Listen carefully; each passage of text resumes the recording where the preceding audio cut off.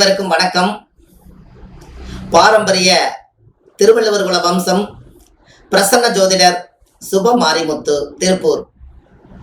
இப்பொழுது ஆண்டாள் கடவுளை எப்பொழுது வணங்க வேண்டும், எப்ப வணங்கினால் என்ன பலன்கள் கிடைக்கும், யாருக்கு அதிகமான சக்திகள் இருக்கிறது என்று பார்ப்போம். இப்ப பாருங்க, ஆண்டாள் பூர நட்சத்திரத்தன்னைக்கு மிக பொக்கிஷமான நாள். அந்த ஆண்டாள் பூர நட்சத்திரம் அன்னைக்கு சுக்கிரனுடைய நட்சத்திரம். யாராவது பூர நட்சத்திரத்துல பிறந்திருந்தாங்கன்னா ஆண்டாளுடைய அலங்காரமான ஒரு படத்தை வாங்கி வீட்டுல வச்சு ஆண்டாளை நினைச்சு நைவேத்தியம் பண்ணி அவங்க பூஜை பண்ணிட்டு வந்தாங்கன்னா ஒரு மிகப்பெரிய ஒரு சிறப்பு இருக்கு. அதே போல ஸ்ரீரங்கநாதர் கோயில்ல ஆண்டாள் தத்ரூபமாக அவதாரம் எடுத்து காட்சி கொடுக்குறாங்க. அங்க போய் சுத்தி முத்தி எங்க வந்து பார்த்தாலும் கண்ணாடி முன்னாடி எல்லாம் காட்சி கொடுக்கும். அவ்வளவு பெரிய சக்தி ஆண்டாளுக்கு உண்டு. உலகத்திலேயே 27 நட்சத்திரத்துல பூர நட்சத்திரம் தான் ஆதி பராசக்தி பிறந்த நட்சத்திரம். அந்த ஆதி பராசக்தி பிறந்த நட்சத்திரம் பூர நட்சத்திரமே.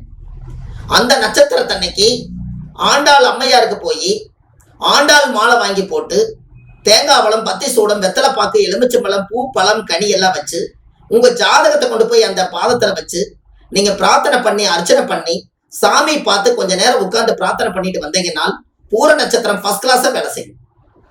அவங்கள போய் நீங்க வழிபாடு பண்றது பூர நட்சத்திரத்தனைக்கு ஆண்டாள் அம்மையார போய் பார்த்துட்டு வாங்க, உங்க ஜாதகம் அருமையா வேலை செய்யும்.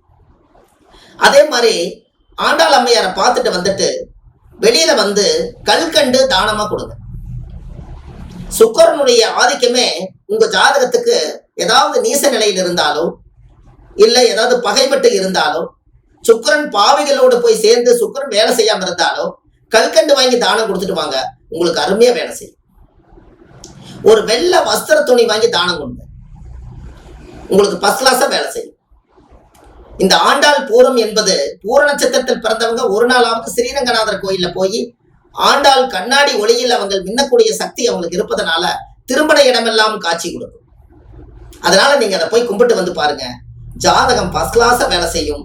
இந்த பூர நட்சத்திரம் வெள்ளிக்கிழமை ஒரு நாள் என்னைக்கு வருதோ அன்னைக்கு நீங்க மறந்துடாதீங்க, அன்னைக்கு எல்லா சக்தியும் ஒன்றாக கூடக்கூடிய நாள். பூர நட்சத்திரம் சுக்கிர திசையில் வெள்ளிக்கிழமையில் சுக்கிர ஓரையில் பார்ப்பது மிக அற்புதமான சிறப்பு.